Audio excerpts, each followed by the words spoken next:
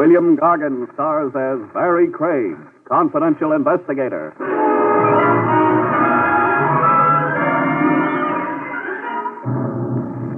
The odd thing about a killer, folks, you'd never believe it if his gun wasn't showing.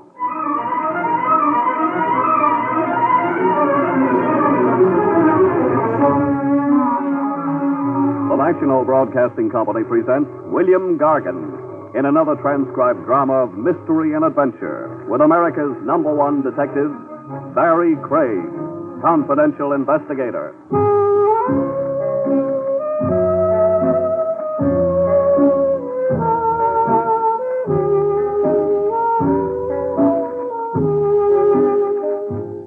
Barrie Craig speaking. The big gripe with a confidential investigator is that he has no confidential life of his own. You're on call day or night. Some jokers found your pedigree in a Manhattan telephone directory. There's a missing uncle wanted off his nuts, a double-crossing partner wanted off with the cash registers, or a tomb relic sure to set off a tongue war if you don't recover same lickety-split. Oh, carve out 5 minutes of privacy for yourself and bet on it.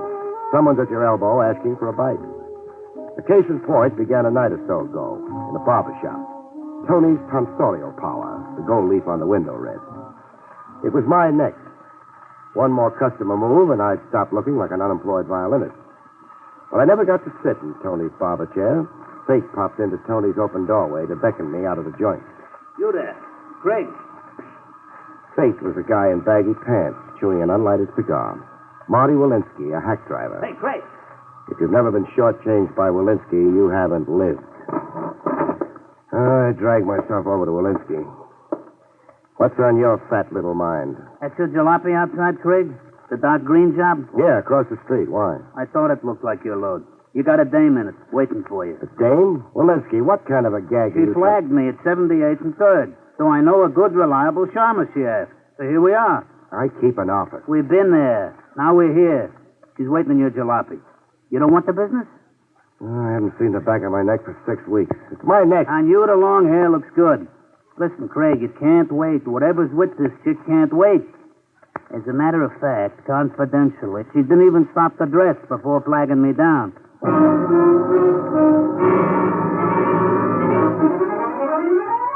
Walensky wasn't too inaccurate about the lady's get-up or lack of it.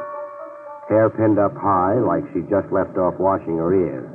A mink wrap over a nightgown that flapped over satin bedroom slippers. And fear. Fear and neon lights all over a pretty face. I'm Barrie Craig, miss. I'm Peggy Palmer. Well, what's it about? Not here. Drive somewhere quickly. But just an idea. There isn't time. I have a feeling I've been followed. Oh, please start your car. Look, miss, this isn't a public act. And before I get involved, I want to know what... What? Somebody's rifle happy. You hurt, miss? No. You... How does the side of my jaw look under glass? You're bleeding. Flying glass has that effect on me. I start to gush. Pull away, please, Mr. Craig, before we're murdered.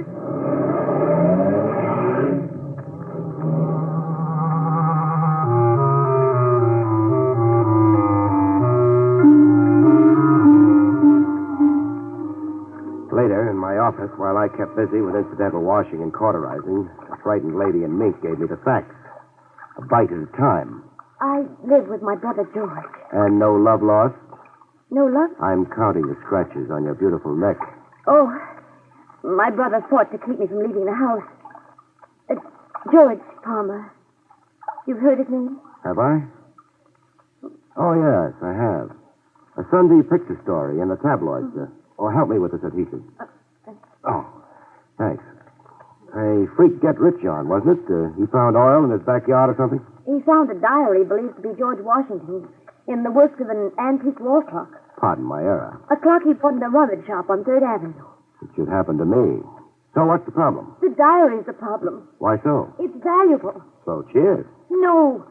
Since the diary, our home's been a madhouse. Claimants and cranks. People looking to buy it, people looking to steal it. The usual backwash to a Klondike. Yes, all those things you say. What seemed to be a stroke of good fortune has become a nightmare. Does Brother George want to sell the diary? Very much, but for an enormous price. Enormous, like... $100,000. Wow, a lot of cabbage. Any nibbles? One collector, a Grant Tyler, telephoned to say he might pay that much if he could examine the diary, authenticate it. But? My brother wants the money in hand, in cash, first. I see. The window glass on my jalopy, who do I bill for it? I don't know. Brother George? Perhaps for anybody, Mr. Craig. Anybody? You said claimants and cranks. The usual backwash. How right you are. Anonymous phone calls. Notes in weird hieroglyphics slipped under the door. Bricks hurled from the street. Broken window glass. We've got more of it than anybody, Mr. Craig. Just come home with me and see. Come on to my house, huh? Just what job do you have in mind for me? Take charge of the diary. Negotiated sale to this Mr. Tyler or somebody. And how do I wrestle the diary free from Brother George? You won't have to. I have the diary here with me. I took it secretly from George's vault.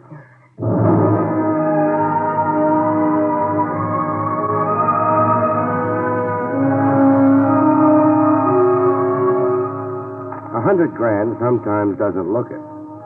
I was leafing through an old battered notebook. Blow on it and it would shred into yellow confetti. Valley Forge and Bunker Hill. I could make out some of the date lines and references. Mostly personal stuff, it looks like. The Founding Fathers' beefs at the end of the day, good cheer. Yes, that's what makes the diary so valuable. It isn't a history of the revolution. It's the story of the people around him, his personal relationships. I say turn it over to a museum. What? Do that and turn your brother over to an asylum, huh? Negotiated sale, please. End this terror. What's your phone number? My phone number. To negotiate anything, I'll need your brother's consent. But, The way it stands now, beautiful, you stole the diary and I'm compounding a theft. Oh, don't fret. I'll talk to him like a Dutch uncle. Forsyth 2, 1643. Forsyth 2, 1643.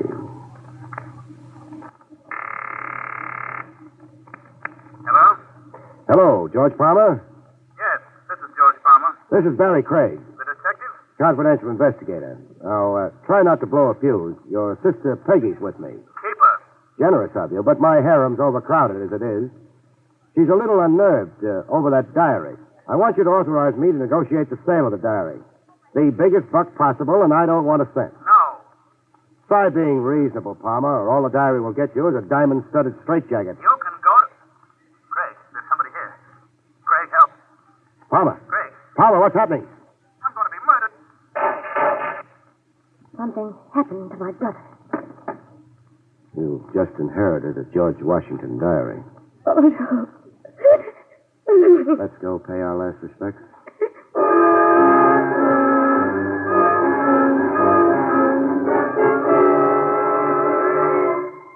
George Palmer lay flat on his back. His eyes were open and calm.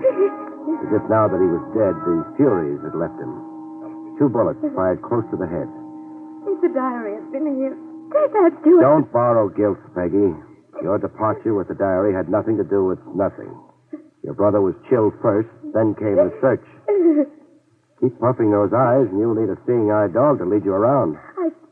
I can't help feeling miserable. No. You had a brother, and now you haven't. It's something to get used to. Dead. And only an hour He was ago. clawing at your throat. It's a bereavement, sure, and I don't want to be unsentimental. Ask a question. Is this that antique wall clock your brother found the diary in? Yes. I worry about myself on rickety chairs, but that's the only way to see the inside of this clock. Clock's older than sin, that's for sure. In good running order? Why, yes, I believe so. The sales receipt for the clock, do you have it? Yes. George kept it here. In his desk. A wall clock in running condition, $25. Sold to George Palmer. Company? Got any idea who? No. I'll play butler. Who is it? Telegram for Miss Palmer. Let's have... Halloween was last week, mister. Your hands raised, please. Thank you. You too, Miss Palmer?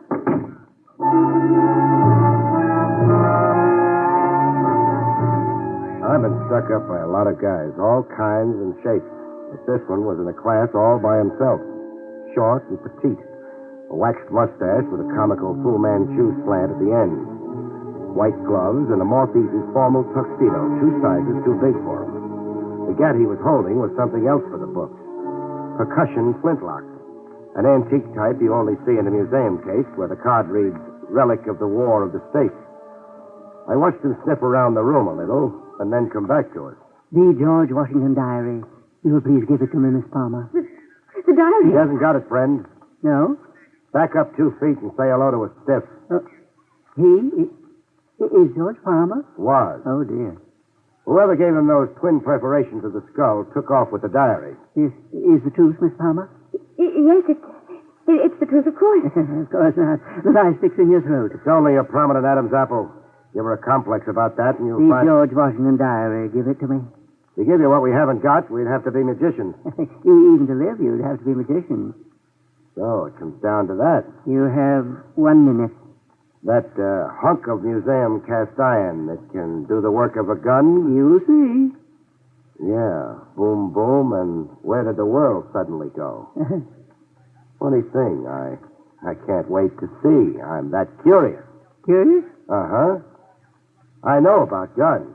Times get tough in my business. I can be a gunsmith. If I live, This is idiotic quibbling. I'm coming to a decision. My hunch is that what it takes to load that museum piece isn't around anymore. Nobody manufactures it. Nobody sells it. The minute is gone. My hunch is that you're bluffing, friend, applying the old psychological squeeze. What if I just begin moving? You'll be shot. Barry, don't. Don't bury me on the side of a hill, beautiful. I hate sleeping lopsided. Please, nothing foolish, nothing heroic. Give him the diary. My life's against it, beautiful. Give it to a runt in white gloves and a baggy tuxedo, I'd have to disown myself. I'm coming over, No, friend. stop, you fool. I'll shoot. Let me go. Sure, but when your outlook on life gets a little more social. I'm like, whoa. Smallest man in the world can be the most tenacious. This one fell apart in slow motion. Before giving up, his thumb gouged my eye a little, and his teeth made a meal of my arm. Before coming to, we had to throw him into a bathtub of water. He was out as cold as that. Keep an eye on him, beautiful. The size of him, he can wash down the drain pipe.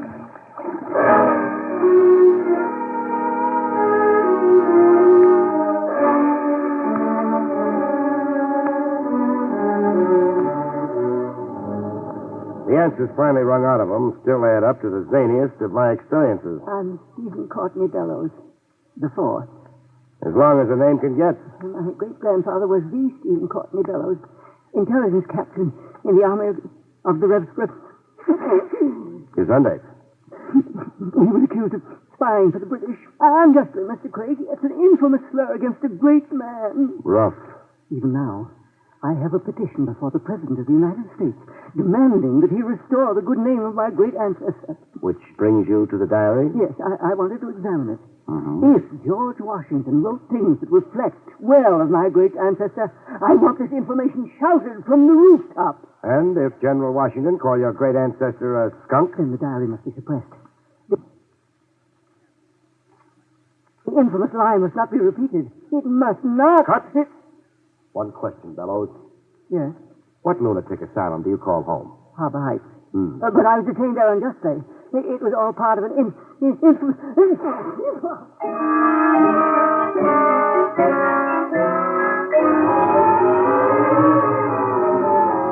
An escaped lunatic in a monkey suit, armed with an old dueling pistol. About the pistol, it turned out my hunch was cockeyed. It was loaded. You could have been killed. If the gun didn't backfire. But I can't understand. Why didn't he shoot? His reflexes wouldn't reflex. He was so hoodooed watching me behave like a suicide, he couldn't get up the coordination it took to blast away. Oh, I'm glad he couldn't. So glad. Are you so glad? Yes. You say that like... You know something? What, Barry? Keep twinkling those eyes at me, and I'll climb right up on that white cloud with you. And, Barry? Go sailing over the moon. Oh, I love sailing over the moon.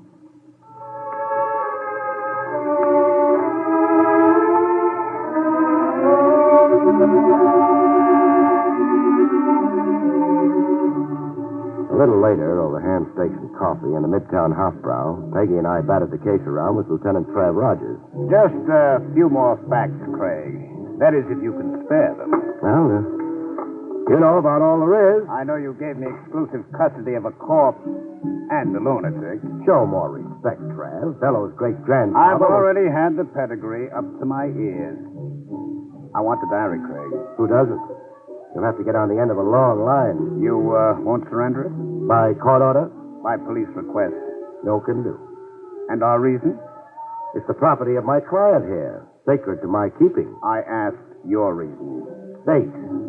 Diary's the honey that draws the flies. While I've got it, it's open season on Barrie Craig. Someone may come calling with a gun, and voila, I'll catch me a murderer. Or catch a bullet. All right. It's your life. Squander it any way you like. Good night, Miss Palmer. Good night, Lieutenant.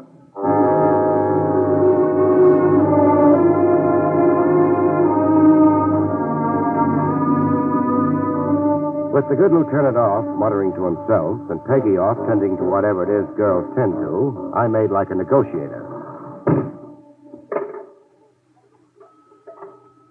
Grant Tyler, a guy with $100,000 worth of interest in an old notebook, was a guy well worth cultivating. Hello?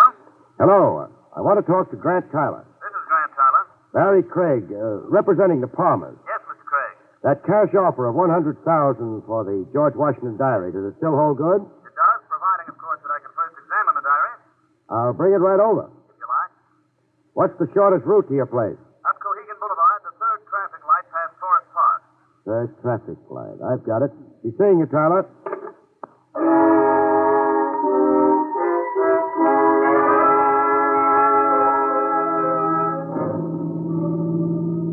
The second traffic light past Forest Park, I got the stop signal, a hand signal. A guy in a blue uniform. Traffic cop or a fireman or a parcel delivery messenger. In the dark, he looked like all three of them. You were going 60, pal. The gas pedal jammed. Are you a traffic cop? No. No. Then what the... Don't get impolite, pal. No. I'd be a dope too. So it's a stick-up. Surprise. $40 is all I've got. You'll never make Bermuda. Keep your wallet in your pocket. Now drive into the park. All I want is your company. Into the park, pal.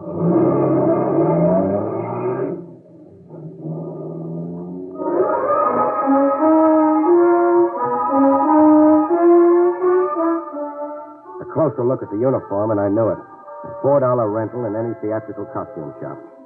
I'd been suckered. Our destination in the park was a shadowy side road. On the green, Buster got down to cases. Let's have it, pal. It? The George Washington diary. Oh, you know about it. Hand it over. Just like that, huh? Cigarette? Stalling can't do you no good. Can I help it if I'm a dedicated chain smoker? Oh, matches. I'm out of them. You, Buster?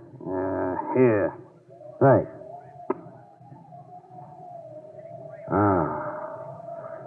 I can face the future now. Give me the diary. Or do you still want to clown around? No, the diary. Here it is. From me to you without love. Who are you working for, Buster? 2 kids and a blind grandmother. Mind if I borrow your car? Help yourself. Thanks, sport. Now turn around. Must you? It's a compulsion with me, pal. I'll cash in this diary and go get analyzed. Promise? My word of honor.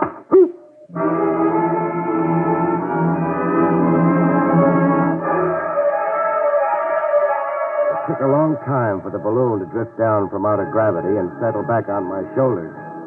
When I was finally used to owning a head again, I had a cab drop me at Tyler's. I'd meet up with the baloney cop again if the cover of his matchbox I'd connived was any help. Moriarty's Bar and Grill, the cover said. I'd be haunting the place. Yes? Barrie Craig. Oh, you're late. Sorry, I was detained. Well, we'll have to do this another night, Craig. I've no time left for you now. Tough. Can I come in a minute? Well, I see no point in... Thought you were an Americana collector crazy to buy the diary.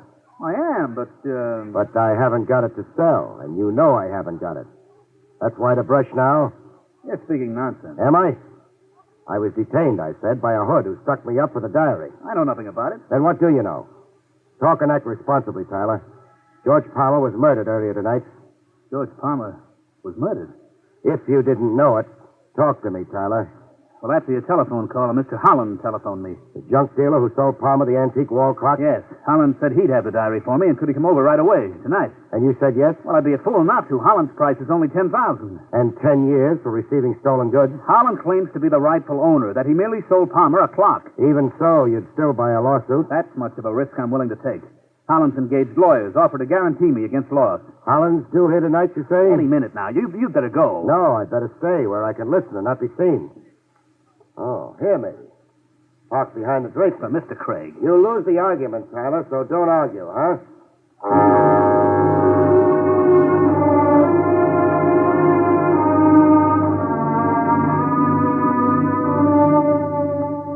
I got an earful.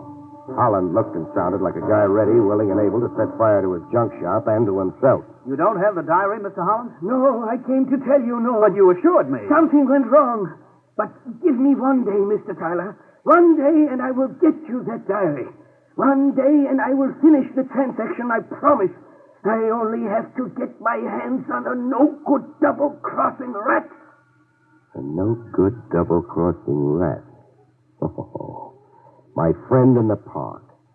Buster'd been working for Holland until he branched out for himself.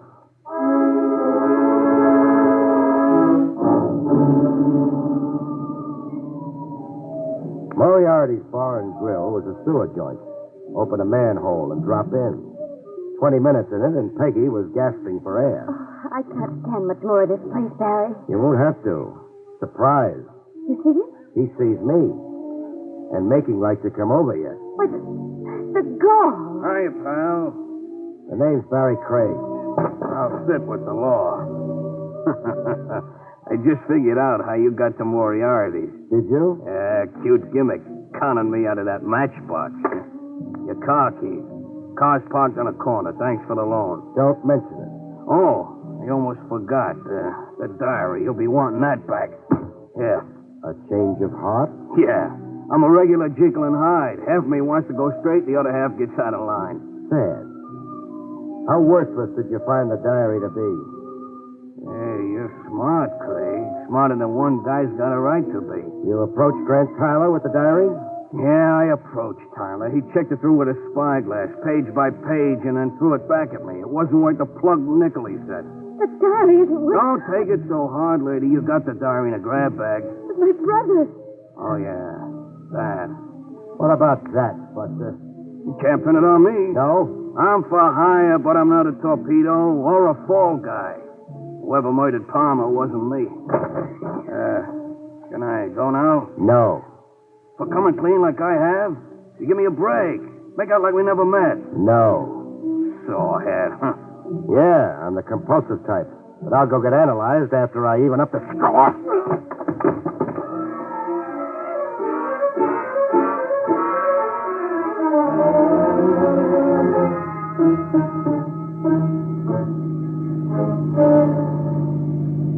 With Buster nursing his jaw in the pie wagon, I went cruising with a beautiful lady.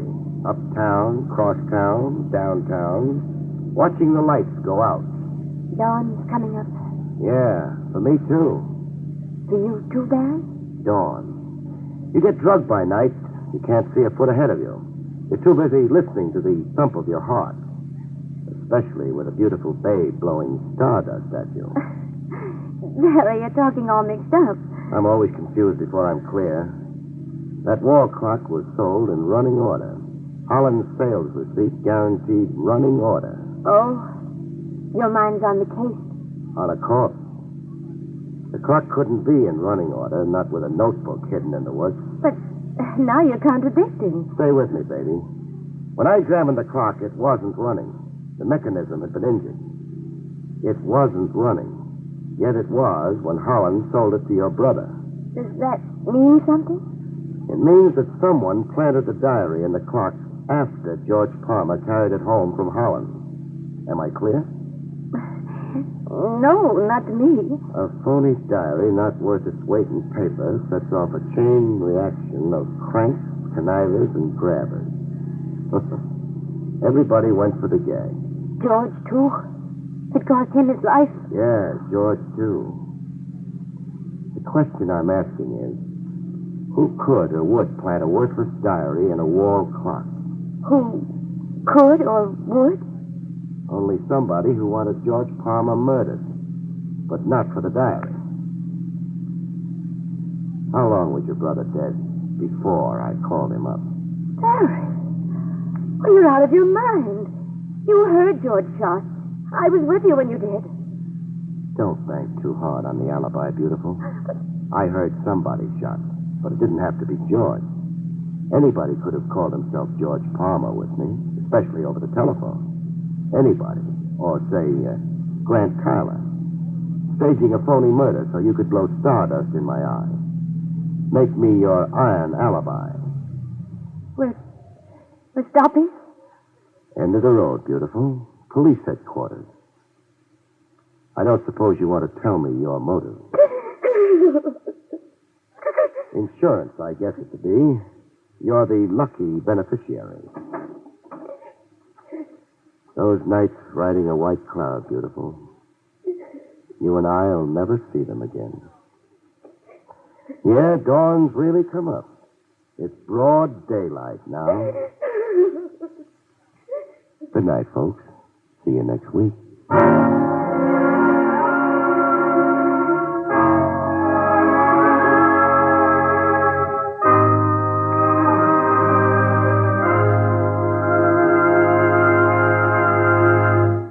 You have been listening to William Gargan in another exciting transcribed mystery drama from the adventures of Barrie Craig, confidential investigator. Tonight's story, Dead on Arrival, was written by John Robert.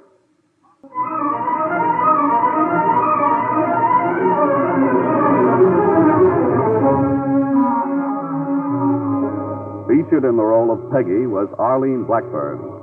Barrie Craig, starring William Gargan, was under the direction of Hyman Brown. This is Don Pardo speaking.